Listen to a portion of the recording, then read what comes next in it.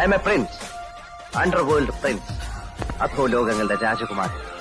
My phone number is 2255. രാജാവിൻ്റെ മകനിലെ ഈ iconic dialogue ഇനി മോഹൻലാലിന് ജീവിതത്തിലും പറയാം, അല്പം വ്യത്യാസത്തോടെ. My car number is 2255.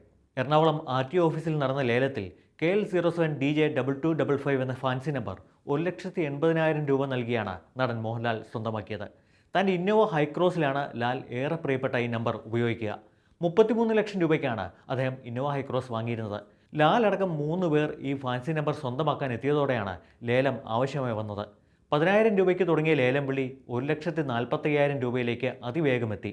ലാലിൻ്റെ പ്രതിനിധി ഒടുവിൽ 1.8 ലക്ഷം രൂപയ്ക്ക് നമ്പർ സ്വന്തമാക്കുകയായിരുന്നു. ഇതാദ്യമായല്ല മോഹൻലാൽ 2255 എന്ന നമ്പർ സ്വന്തം ഗാരേജിലെത്തിക്കുന്നത്.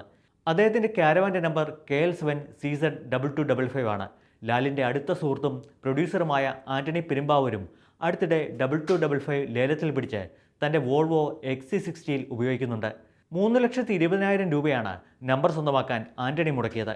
മറ്റ് ഫാൻസി നമ്പറുകളോടും ലാലിന് കമ്പമുണ്ട്. തൻ്റെ ലക്ഷറി വാഹനമായ വെൽഫെയറിന് 2020 എന്ന ഫാൻസി നമ്പറും റേഞ്ച് റോവറിന് 0001 എന്ന നമ്പറുമാണ് അദ്ദേഹം ഉപയോഗിക്കുന്നത്.